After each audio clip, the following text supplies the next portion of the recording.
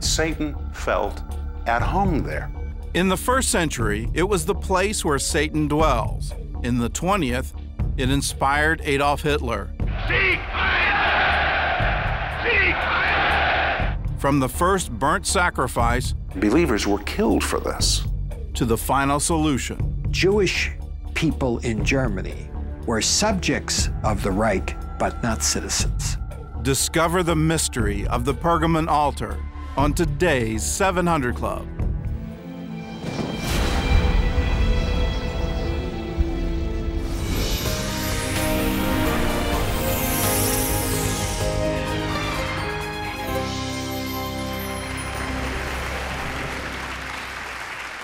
Welcome to the 700 Club. For today's headlines, let's go over to the CBN News Desk.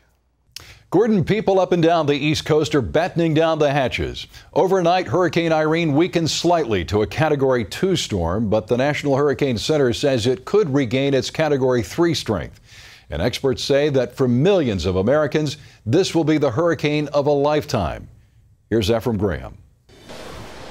All along the East Coast, the message from the government and emergency officials is the same. This is a hurricane to take seriously. We got to shore up everything that's loose. People don't realize the strength of hurricane winds. A light object, it becomes a missile. There's no excitement that's worth dying. More than a half dozen states from North Carolina to New York have declared states of emergency. Irene currently stretches 1,000 miles wide. That's bigger than the state of Texas. And winds are as high as 110 miles an hour. More than 65 million Americans are in the storm's line of fire. I'm always worried about storms. It's going to go through one of the most populated areas on the East Coast. North Carolina residents are bracing for a direct blow. Boarded windows with messages to Irene can be seen all along the Outer Banks. Our windows are rated for, I want to say 130 miles an hour. I hope that's true, but there's only one way to test it, and I don't want to find out. 180 National Guard troops will be on the ground in North Carolina, with 2,300 on standby. The state's governor is asking those who are choosing to ride out the storm to reconsider. We can always rebuild, but we cannot replace lost lives. Ephraim Graham, CBN News. And for more on what we can expect from Irene, we turn to Mark Mancuso of AccuWeather. Mark? Powerful Hurricane Irene continues to churn off the southeast coast of the U.S., continues to move northward, getting closer and closer to the Outer Banks of North Carolina. This system will sweep rapidly up along the east coast this weekend, and this is a serious threat to lives and property from eastern North Carolina right up into southern New England. Once you get west of I-95, the impact's a lot less, but from I-95 closer to the coast, huge problems here with heavy rain, high winds. Expect a lot of power outages in these areas, and right along the immediate coast, a lot of destruction, not only from the winds, but also from a storm surge and some battering waves. Now, this is going to be a big rainfall producer, no doubt about that, from eastern North Carolina right up at the mid-Atlantic coast and into southern and central New England. 4 to 8 inches of rain, locally 10 inches. Combine that with these tropical storm to hurricane force winds. A lot of trees will be knocked down, and that will lead to a lot of power outages. So right along the immediate coast here and up into the New England states, that's where we'll see the worst of it, starting Friday in North Carolina and then continuing up the coast into the New England states on Sunday. And these winds will be strong, over 100 miles an hour times right along the immediate coast into southern New England. Now, the surge will be significant here, especially in eastern North Carolina. Combine that with some battering waves, we'll see a lot of problems at the coast with beach erosion and flooding. Mark Mancuso of AccuWeather. Mark, thank you. East Coast utilities are preparing for widespread and lengthy power outages. High winds are the biggest threat, along with downed trees and flooding. An unusually large number of people may be affected by this storm. That's because Irene is forecasted to stay just offshore, as Mark mentioned, and retain much of its power as it moves north along the eastern seaboard. East Coast refineries are starting to shut down, and that's boosting gas prices. Once the storm passes, it may take several days for them to start operating again. CBN's Operation Blessing is ready to help victims of Hurricane Irene. OB will help people recover their belongings and clean up their property, and it will provide meals, water, hygiene kits, and even hot showers. We've got more Hurricane Irene coverage, including links to help you track the storm, and you can find it on our website at cbnnews.com. Iran's president says there will be no room for Israel after the formation of a Palestinian state. Mahmoud Ahmadinejad made that comment after a day of pro-Palestinian rallies Friday.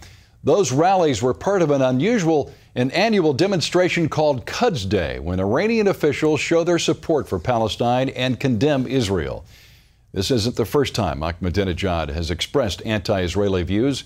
In 2005, he said Israel should be, quote, wiped off the map. Summer is over for millions of children. It's back to school and back to the books. But some parents are trying out a new teaching method this year, one that allows their kids to have a summer break mentality all year round. Heather Sells reports. It's called unschooling. With this method, children are in control of their own learning.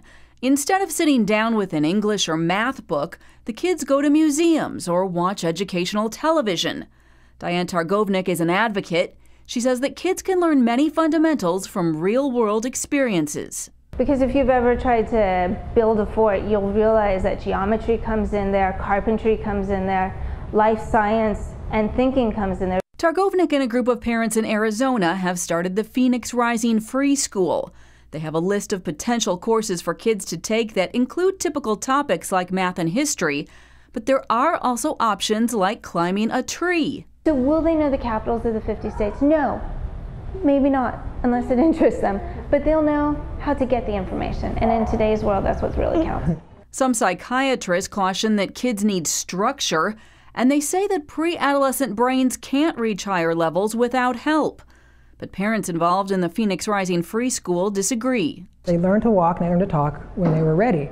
And I thought, why should it stop at 5 or 6? Targovnik says that as a private school, they can issue diplomas, and as long as students choose to take the SATs, college is an option. Heather Sells, CBN News. Fascinating.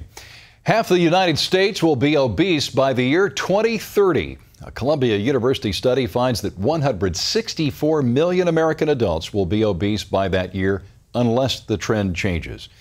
That could lead to millions of diabetes cases, heart disease, stroke, and cancer. Those are today's top stories. Now here's a look at what's coming up on the 700 Club. Still ahead. There was a huge sign which said, "Death is not permitted here." A visit to one of the first hospitals in history. If a snake slithered across you while you were sleeping at night, that was a divine sign that healing power was coming to you.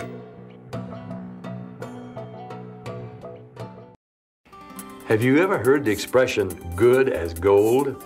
Well, gold is on everybody's minds these days, and rightfully so, having risen in value dramatically since 2001. For years now, I've been singing the praises of one of the most recognized and trusted names in gold, Swiss America. They believe, like I do, that people need to know what's good about gold. Gold has withstood the test of time, and so has Swiss America. Now's the time to rediscover gold, because gold offers diversification, profit potential, and best of all, privacy.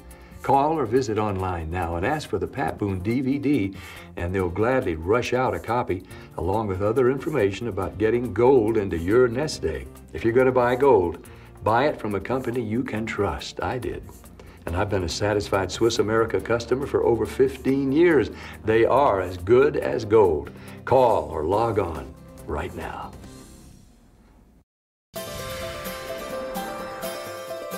For years, advertisers have focused on younger adults, those aged 18 to 49.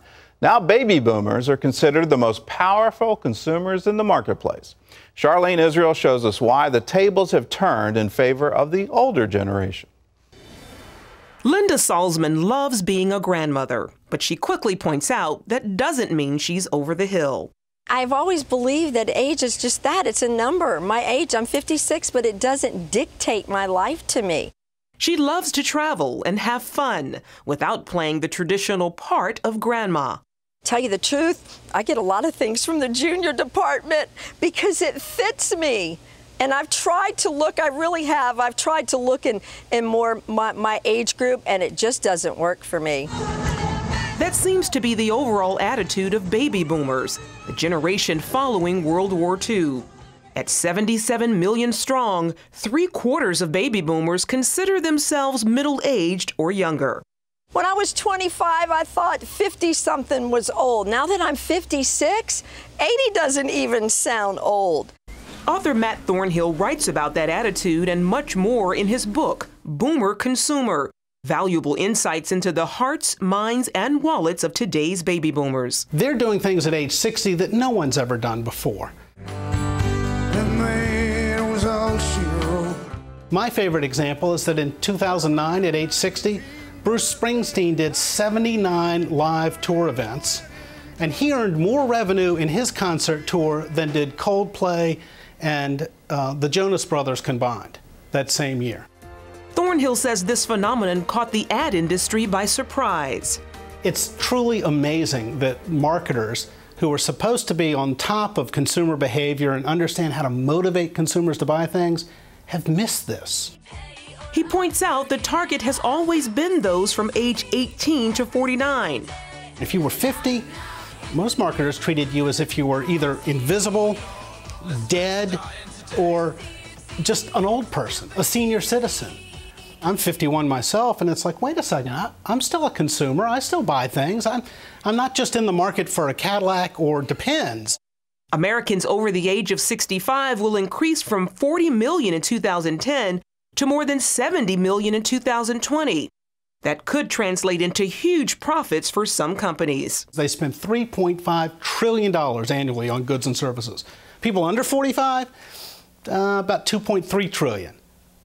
Why would you not be marketing to the ones that spend at least $1.2 trillion more than the younger folks? Every time you get hungry, you turn into a diva. Just eat it so we can all coexist. Turn into a diva. Retirees spend almost 4 hours per weekday in front of the TV, a full 75 minutes more screen time each day than the population as a whole. Boomers also consume more mass media than younger consumers. Not only do they watch TV, they read magazines, they read these things called newspapers, which no one under 40 reads. They drive around in cars, listen to the radio, they see billboards, they're on the internet. They're the fastest growing groups on social media. Author David Weigelt says boomers are more tech savvy than ever. 80% of boomers are now using some form of a smartphone, and we just think that's going to be huge in terms of how marketers can reach and engage these consumers. I have everything I have an iPhone, I have an iPad, and I have an iPod. And the reason for that is I love it. I love gadgets. But also it helps me and my grandchildren to stay connected. When it comes to energy drinks, youth and younger consumers tend to come to mind. But some makers of these products are now including older consumers in their marketing plans. I went to AARP's convention this past year down in Orlando, and I actually took my grandmother with me. And as we were walking up and down the aisles, I was watching her, take in these new computers that are being built for boomers and seniors and so forth. And you know what she was struck by most were these energy drinks. So the energy drinks, which we think are for the young, are actually now targeting boomers and seniors as well. Thornhill says if companies are smart, they will follow suit. If you want to grow your company, if you want to sell more candy bars, if you want to sell more cars, if you want to sell more anything, you have to figure out how do I include 50 plus in my marketing. If I don't, I'm going to lose out. I'm going to shrink my business and not grow my business. Better? Charlene Israel, CBN News.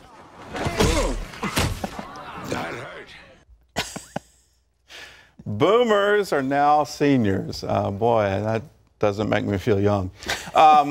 The reason why advertisers for decades targeted the 18 to 49 is they had it in their heads that we identify with specific brands, and the time to get that branding, if you will, for a product is in that age group. By the time you're 50, you're less likely to drive a different kind of car, or eat different kinds of food, or wear different kinds of clothes. But now they're finding all of that research is wrong because we all seem to be changing more than ever and adapting more than ever, and I think it's a good thing. Do you feel catered to now? Very. And not in a good way. But we'll be right back with more of the 700 Club. Stay with us. Up next. It was one of the darkest, eeriest cities in the whole Roman Empire. The horrors of human sacrifice. They would take the victim, place him inside the bull, then light a huge fire under the bull. And as the fire heated the bronze, the person inside the bull would slowly begin to roast to death. The city known as the seat of Satan, next. I'm Bruce Fabrizio, inventor of Simple Green. Our non-toxic, biodegradable, all-purpose cleaner works great for cleaning it. Thank you. Non-toxic, biodegradable, Simple Green.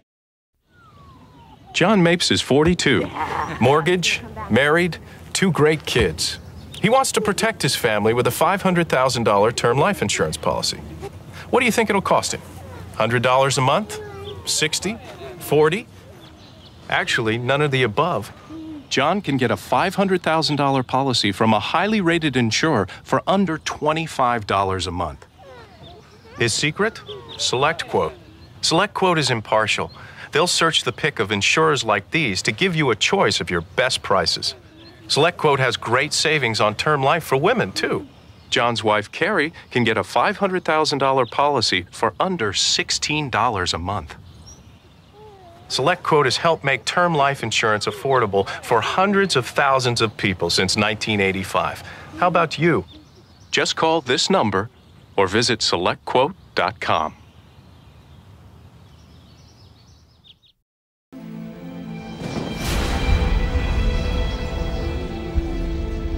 In the book of Revelation, Jesus told the Apostle John to write letters to 7 churches in Asia Minor. One of them was the church in Pergamum. Jesus called this city the place where Satan dwells. And recently, I went to the ruins of Pergamum to find out how the city earned its reputation as the seat of Satan.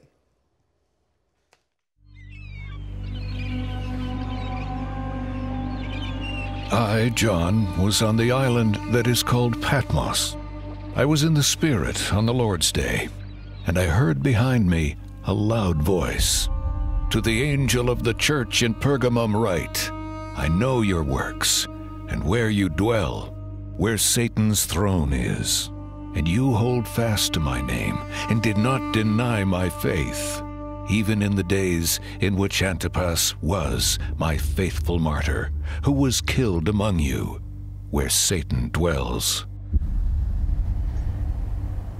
Today, all that's left of Pergamum are ruins. But when the Apostle John wrote his letter to the church there, it was one of the most influential cities in the Roman Empire. Pergamum had a unique status that was different than any other city because it was the political center. And it was from there that all of the rulings were made which affected the whole of Asia Minor.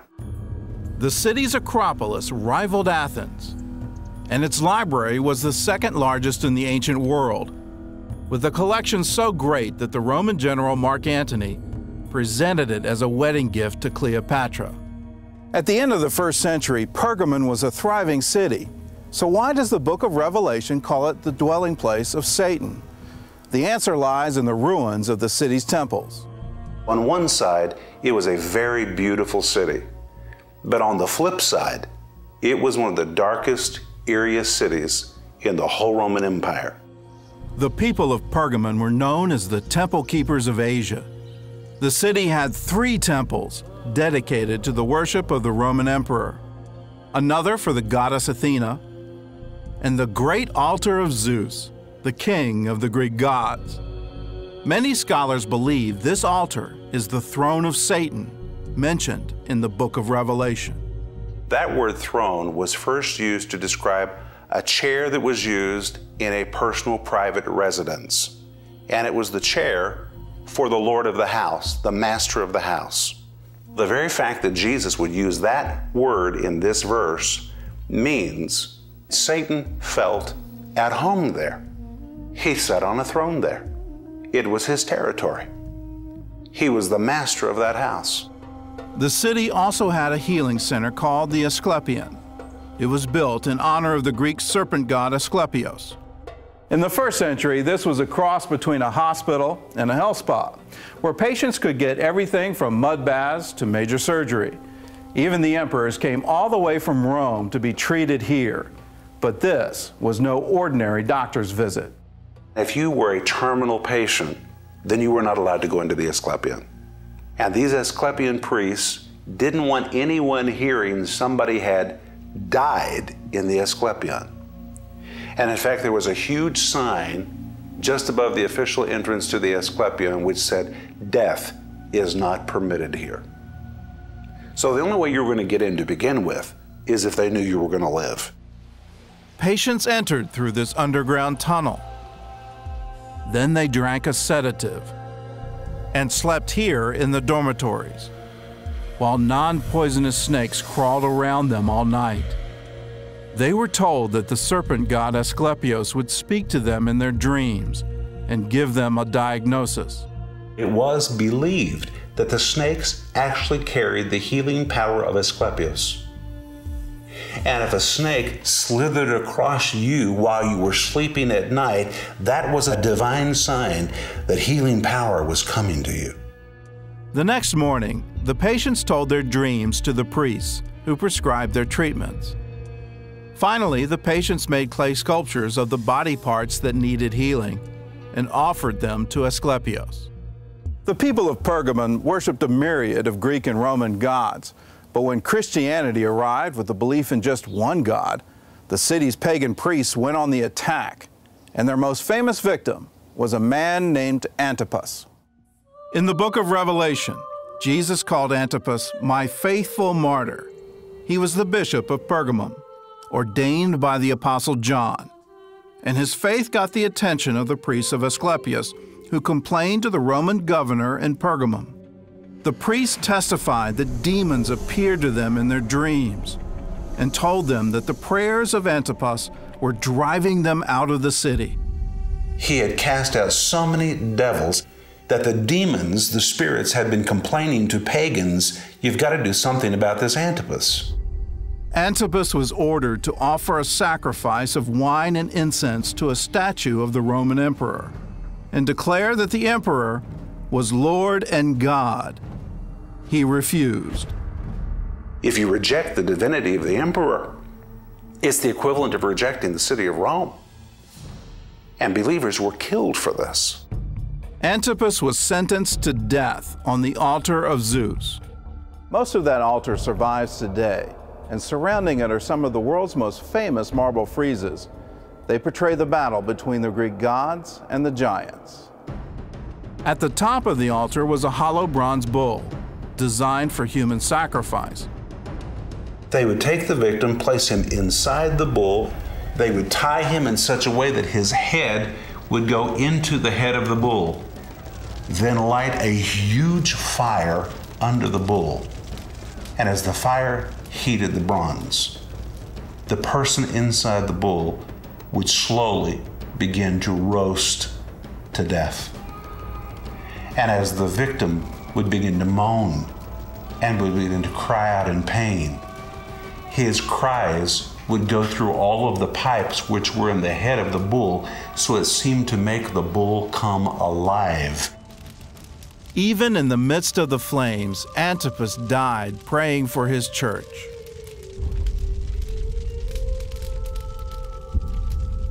A few years later, the Apostle John wrote the book of Revelation, mentioning the death of Antipas on this very spot. Here in Pergamon, all that's left is the foundation. Today, the altar of Zeus is more than 1,000 miles away. In the 19th century, German engineers dismantled the altar and took it to Berlin. The so-called Throne of Satan went on display in the city's Pergamon Museum in 1930, just in time to inspire one of the most brutal dictators the world has ever seen.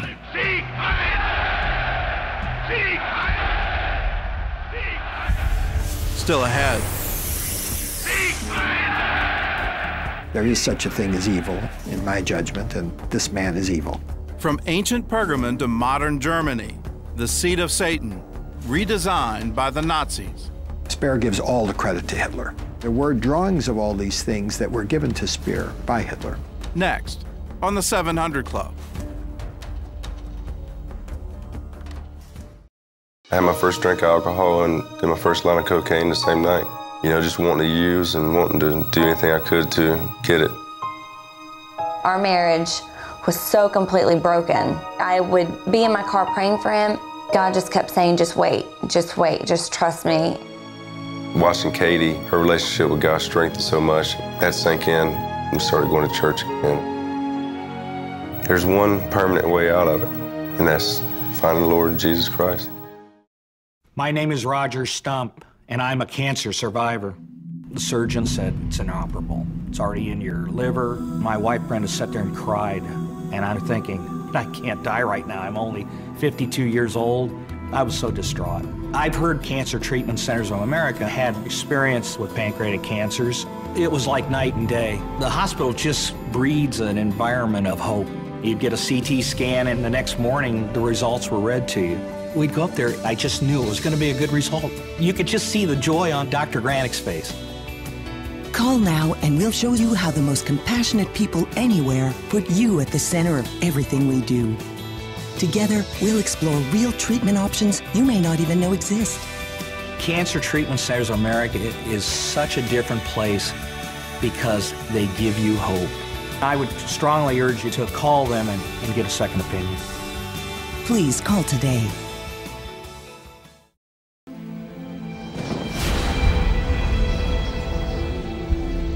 In 1934, Adolf Hitler appointed Albert Speer as the chief architect of the Nazi Party. One of Speer's first assignments was to design the parade grounds for Hitler's rallies in Nuremberg. Speer based his design on a 2,000-year-old pagan altar from the ancient city of Pergamon, a place known in the book of Revelation as the seat of Satan. Ancient Pergamon, the center of pagan worship in Asia Minor, once known as the place where Satan dwells. In the 1st century, it was a thriving city. But after countless wars and natural disasters, the temples of Pergamon lay in ruins. By the mid-19th century, the once great city of Pergamon was barely a memory. The locals were using the site as a quarry, looting the marble for new buildings. Until 1864, when a German engineer paid a visit. Karl Humann was shocked by the destruction of the priceless artifacts, so he got permission to excavate the ancient city himself. And what he found was one of the greatest monuments in history, the altar of Zeus. Stone by stone, the altar was excavated and brought here to Berlin, and then it was reassembled and placed in its own museum. The Pergamon Museum was finished in 1930, with the altar as its centerpiece. Eventually, it caught the eye of a young man named Albert Speer, the new chief architect for the Nazi Party. Adolf Hitler had commissioned him to design the parade grounds for the party rallies in Nuremberg. And for inspiration, Speer turned to the Pergamon altar. Speer gives all the credit to Hitler. I think that he's like a good interior decorator that someone hires, and that client already has the ideas of what he wants to do, and the decorator agrees with him and just fulfills them. So that's what Speer did. Using the altar as his model, Speer created a colossal grandstand at the rally grounds. It became known as the Zeppelin Tribune. After the war, only a small part of it was left standing. In the middle of the grandstand, where the altar to Zeus stood in ancient Pergamon, Albert Speer built Hitler's podium.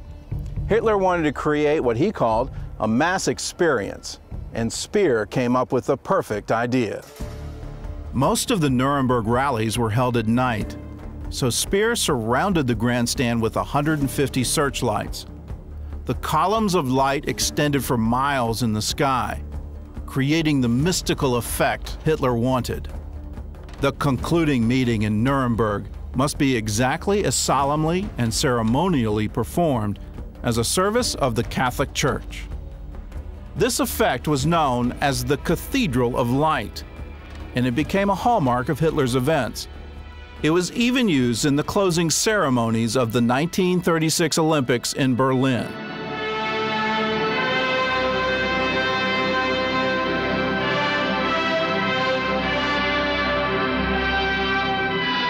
Hitler is very much aware of German mythology, and anytime you look at mythology and gods, you're looking skyward. So I don't think it's an accident that he says to Speer, let's create an environment of looking towards the heavens. And that's what it does.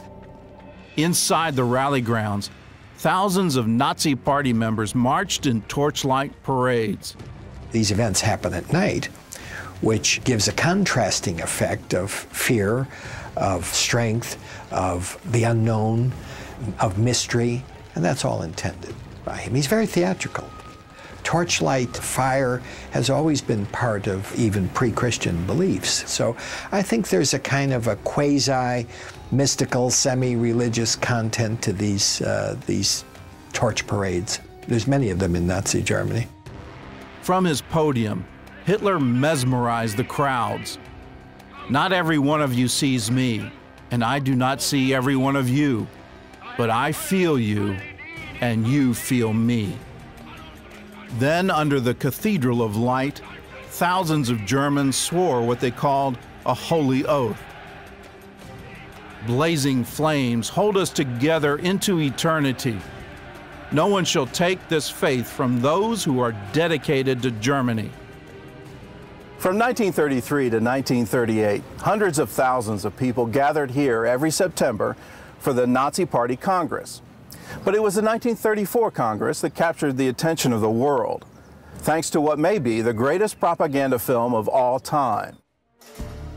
The 1934 party film is the consummate picture of Hitler. That's it. No other film was ever made of him. And he didn't want any other film made of him. Everything that he wanted people to know about the Nazis is in that film. It was shown continuously for 12 years in Germany. Triumph of the Will was directed by a young German actress named Leni Riefenstahl. She was a famous movie star. I would characterize her sort of as a female Indiana Jones. And she was pretty and shapely and popular, romantic films, escapist. Hitler's a bit of a romantic. And so he liked her. The film portrayed Hitler as a godlike figure, the savior of the German people. Hitler's entrance in the film is from the sky, as a Messiah would be descending down through the heavens, through the clouds, to the faithful waiting for him below. And anytime he appears, any people that are anywhere near up close to him have these starry-eyed looks in their eyes, glazed looks almost, as if they're in the presence of an unearthly being. That's intentional. In his speeches, Hitler often borrowed Christian phrases, like in this scene with the Hitler Youth. After they sing their song devoted to him, Hail Hitler to Thee, which is almost like a religious chant, he goes into his speech and he says things like, "You are flesh of our flesh and blood of our blood." Well, he borrows that from the Roman Catholic ritual, with which he's very familiar. It's a very physical statement, and it resonates with that crowd. Hitler's popularity skyrocketed after the release of Triumph of the Will. The next year, more than 1 million Germans came to Nuremberg to hear his speech.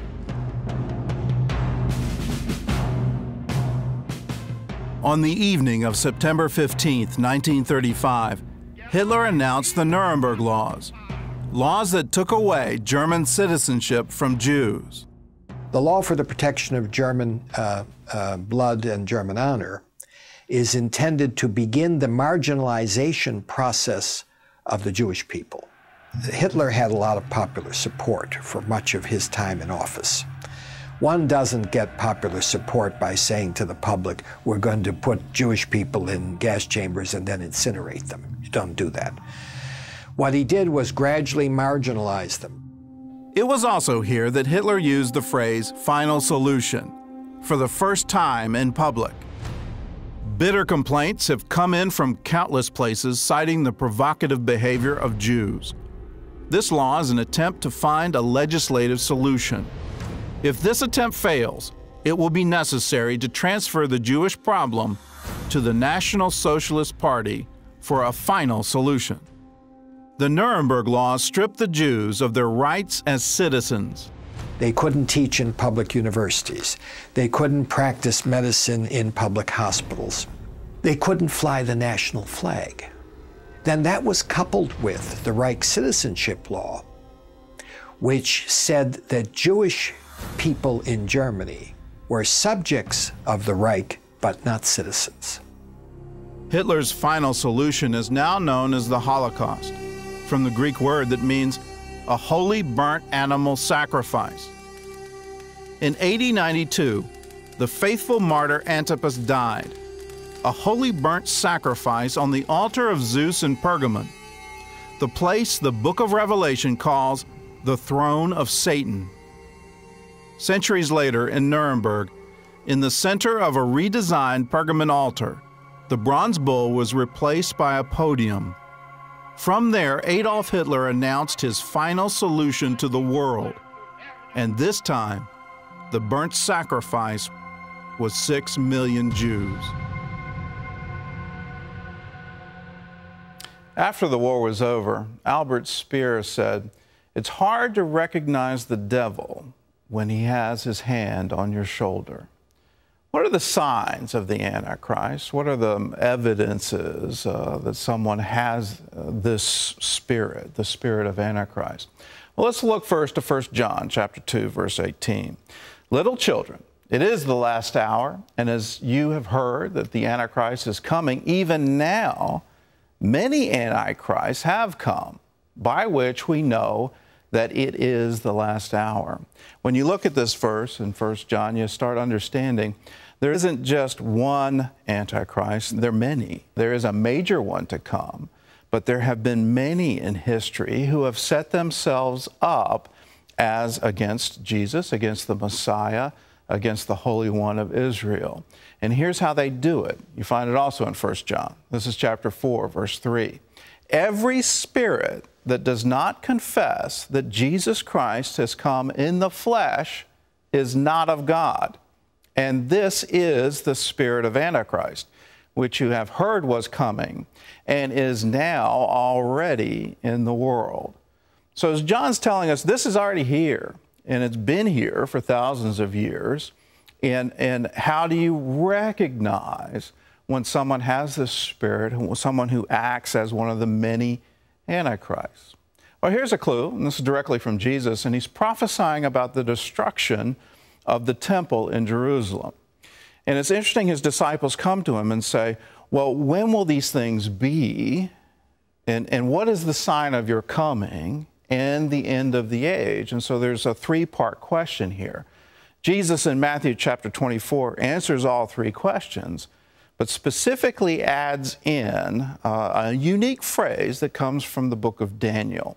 Therefore, when you see the abomination of desolation spoken of by Daniel the prophet standing in the holy place, whoever reads, let him understand. And some marginal notes say, this is the Antichrist. Let those who are in Judea flee to the mountains. Now, this specific prophecy of Daniel, some claim, was fulfilled already before Jesus was even born. Antiochus Epiphanes came, and he slaughtered Jews. About 80,000 were killed. And in the Holy of Holies, in the temple, he set up a statue of Zeus. And there he offered sacrifice, and he sacrificed a pig in the Holy of Holies, the abomination of desolation in the Holy of Holies, and he offered a pig there. 80,000 Jews died. It was illegal to be Jewish. It was illegal to circumcise. It was illegal to observe the Sabbath. It was illegal to offer sacrifices. And all of this had happened before Jesus was even born. So he's prophesying yet another abomination of desolation from the book of Daniel that would come. His name was Titus. And it happened within a generation of the death and resurrection of Jesus Christ. It happened in AD 70. And Titus came and he looted the temple. Behind me, you can see the Arch of Titus, which still stands in the city of Rome. And you see the golden menorah that had been taken. You see the silver trumpets, articles from the temple that were taken as trophies back to the city of Rome by the then-to-be Emperor Titus. And he set them up in a special temple and offered sacrifice to them there. Now, what did Titus do? He absolutely destroyed Jerusalem. He tricked the Jews and said, if you want to celebrate Passover, you can go into the city. And then when the city was filled, he then shut the gates and he literally starved them to death. From roughly April to August in AD 70, 1.1 million Jews were killed.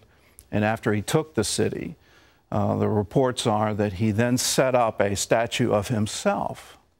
And a Roman legion came in and offered sacrifice in the Holy of Holies to Titus. He put himself in the place of God in the temple in Jerusalem.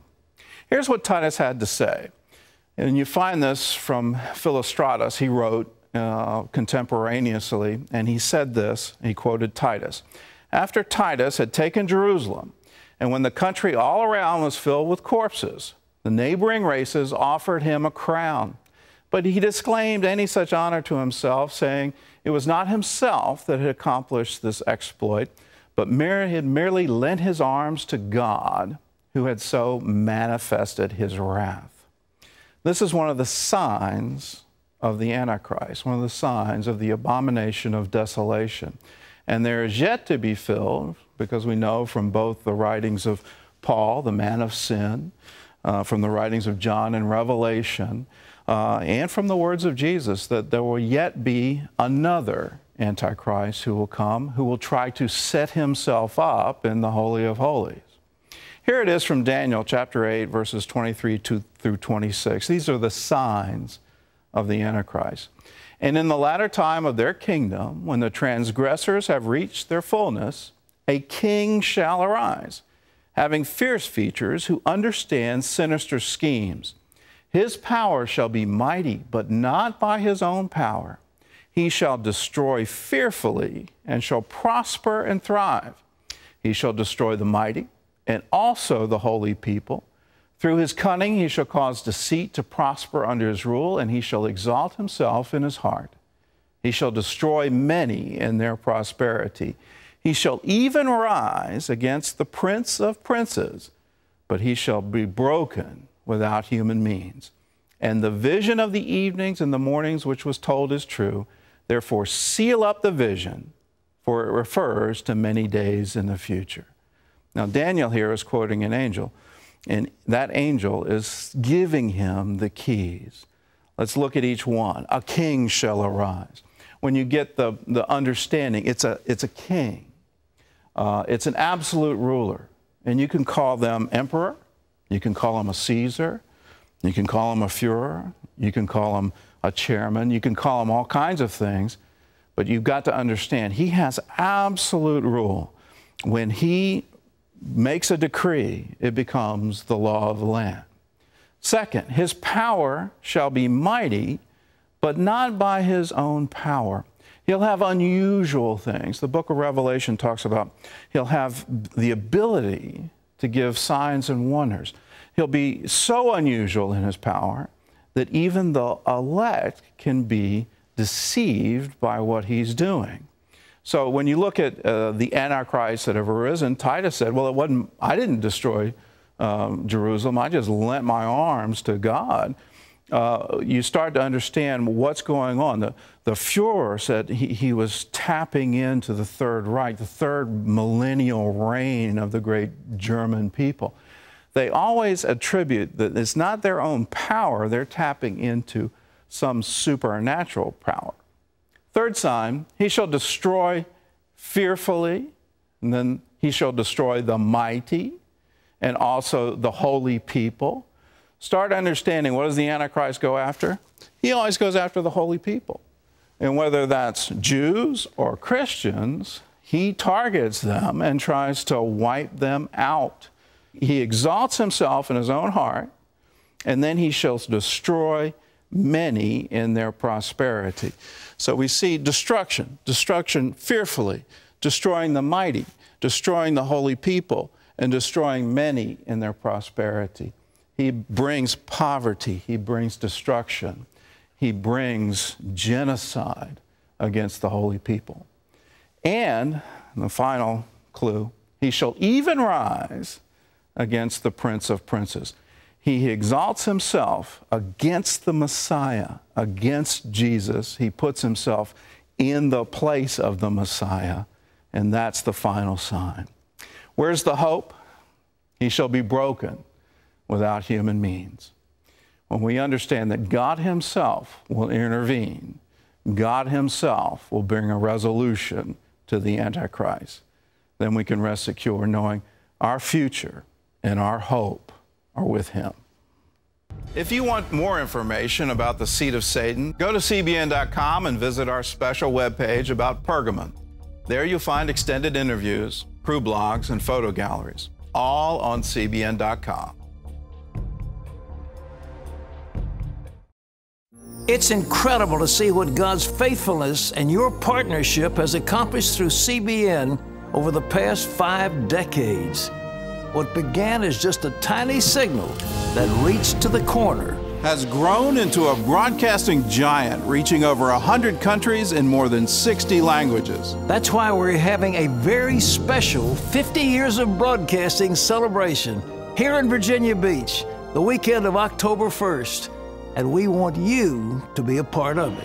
The all-day festival includes live entertainment from Mercy Me, Diamond Rio, and the Annie Moses Band. There will be hot air balloon rides, the petting zoo, Irish dancers, an antique car show, hay rides, and a whole lot more. You can go to cbn.com today to find out more about the event and register to be part of this once-in-a-lifetime Jubilee. We look forward to having you here with us. As we praise the Lord for all he's done, God bless you. I saw you on TV. Gotta say, it was painful to watch. Try living it. Spend 7 days in Utopia. Wow. You'll find your game. First, you have to see it, feel it, trust it. Reminds me of someone else I used to know. That he does. I think some time here might do you good. Sure is beautiful. I don't think that your coming here was an accident. 7 days in Utopia, rated G.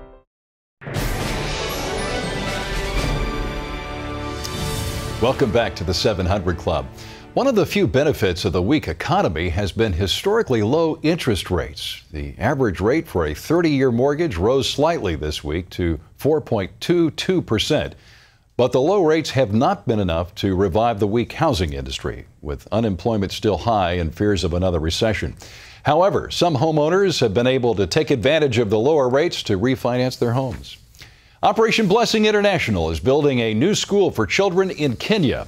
The children have been walking a dangerous 2-mile path to neighboring villages to attend school. They risk being trampled or attacked by lions, hyenas, and other wild animals known to be in the area. Operation Blessing also plans to install a fence to keep animals out. They're also digging a well to supply a clean water supply for the community. OB is working on other projects in the region, including irrigation programs, agricultural projects, and water wells. And you can find out more about OB and what they're doing by going to its website at ob.org. Gordon and Terry will be back with more of the 700 Club right after this. Here at CBN, we see amazing things happen when we stand together. That's why we want to say thank you to the thousands of you who recently pledged to join the 700 Club. Your monthly gift makes it possible to bring crucial help to those who need it most. You help heal the sick, feed the hungry, and preach the gospel across America and throughout the world. You've brought health and hope to people in desperate need. And changed their lives forever. Chen Chu couldn't hear or speak. His parents were too poor to afford the speech therapy he needed. His mother prayed that God would help her little boy. That's when you were the answer to her prayers and provided Chen Chu with the therapy he needed. You took him out of a silent prison and gave him hope for the future. So please, watch for this mailing and send in your pledge. This year, millions will know the love and saving power of Jesus Christ. And that only happens because you were there. Insight into today's events, news you don't get anywhere else, and inspiring stories of hope. Now you can share them with your friends. Go to CBN.com to I Saw It on the 700 Club for a fast, easy way to share your favorite videos. When you look in the mirror, can you imagine erasing years of aging? That's what I used to look like. Lifestyle Lift takes only about an hour. See the difference immediately. I'm Linda. I'm 70 years old. Can you believe it? Call now for a free information kit. It's quick, affordable, and takes only about an hour. Lifestyle Lift, a breakthrough medical procedure that helps remove wrinkles, frown lines, and sagging skin. Call now for a free information kit. Consultations are free. Call Lifestyle Lift today. If you have diabetes and love food, pay attention to this free offer. Hi, I'm Nicole Johnson. I've had diabetes for years, and I love food. To me, there's nothing tastier than rich chocolate cake, except maybe crispy oven-fried chicken or cheesy potato skins. Get these recipes and many more free in these amazing diabetes cookbooks. If you have diabetes and are on Medicare, you qualify for these 5 free cookbooks. Call 1-800-951-8092. Enjoy dozens of yummy recipes for desserts, main dishes, snacks, and more. Plus, get this free guide to planning delicious diabetes-friendly meals. So call now and get cooking. For your 5 free cookbooks and free meal planning guide, call 1-800-951-8092. That's 1-800-951-8092.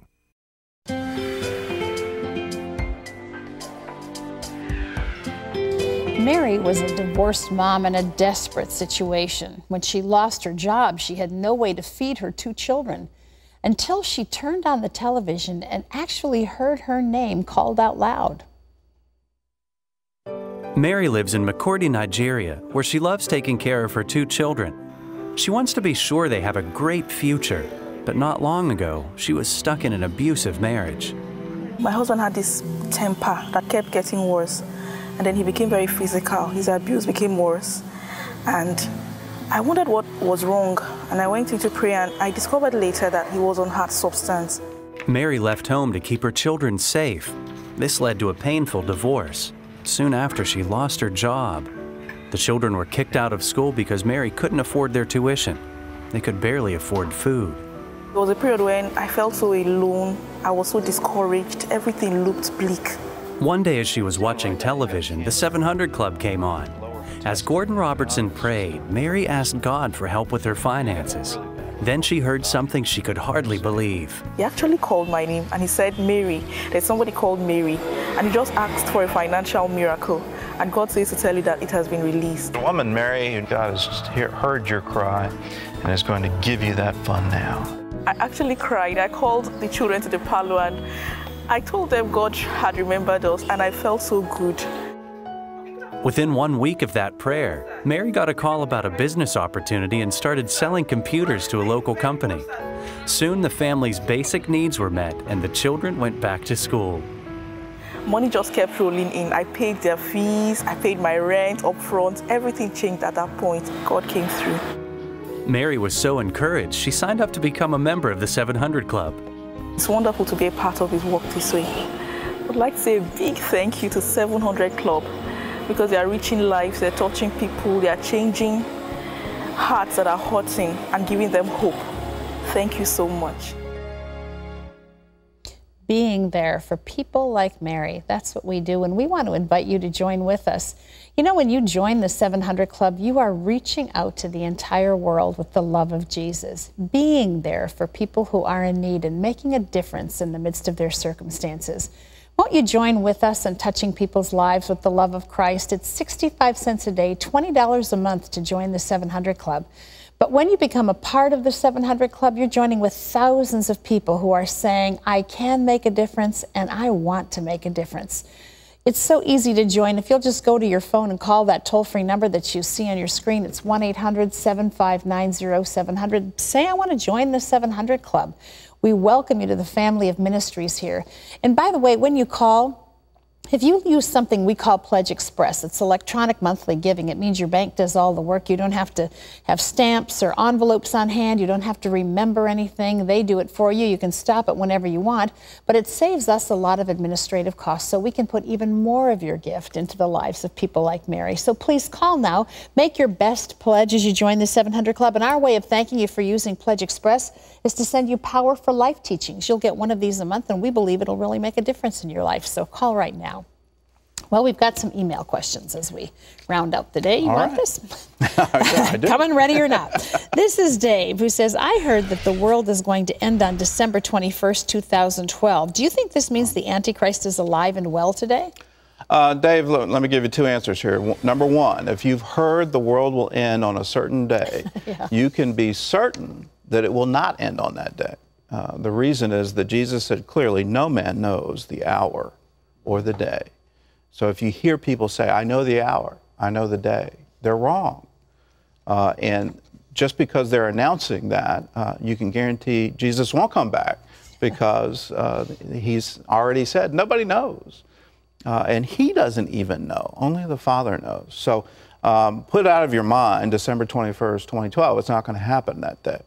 Second part of this is, do you think the Antichrist is alive and well? I don't know if the Antichrist is alive and well. Certainly he has not manifested. There are forces at work that are specifically targeting the Jewish people again. And when you hear statements out of nations like Iran that they want to wipe out the Jews, that they consider them descended from pigs and apes, and that there is no right for Israel to exist, and they want to drive them into the sea, that is certainly a sign, but I haven't seen an absolute ruler, a king, come out of any one of those countries to really put some force into his word. So could he be alive today? Yeah. Has he manifested? No. Okay, this is Katie, who says, what do you think about the theories that say the Antichrist was actually the Roman Emperor Nero? Well, in accordance with what John said, there have been many Antichrists. And so he's writing that roughly around 95 AD. And he's already seen the destruction of Jerusalem. He's already seen Titus come through and kill 1.1 million Jews. The church in Jerusalem listened to the words of Jesus and evacuated and went into the mountains and fled Judea. And they waited the 3.5 years that Daniel prophesied, and then they came back and reoccupied. Was Nero a type? Yes, he required people to worship him. He required people to bow down to him and offer sacrifice. Was Titus a type of Antichrist? Yeah, he bought into that whole cult of the emperor. He was a general and he wiped out Jerusalem, but he later became an emperor. Domitian, that great persecution that John himself was caught up. That's why he was on the island of Patmos. He set up a cult of emperor, required people to worship him. So there have been many, and we need to look for the signs. I leave you these words from Jesus. Lo, I am with you always, even to the end of the age. God bless you.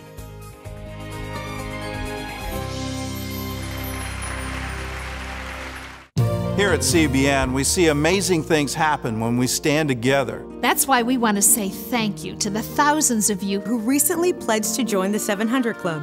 Your monthly gift makes it possible to bring crucial help to those who need it most. You help heal the sick, feed the hungry, and preach the gospel across America and throughout the world. You've brought health and hope to people in desperate need. And changed their lives forever. When Kitty was abandoned by her parents, she went to live with her grandmother in the middle of a garbage dump. They ate scraps of food from the dump and tried not to get bitten by the rats. That's when you built them a new home and set up a small clothing business near the market for Kitty's grandmother. You rescued them from hunger and fear. So please, watch for this mailing and send in your pledge. This year, millions will know the love and saving power of Jesus Christ. And that only happens because you were there.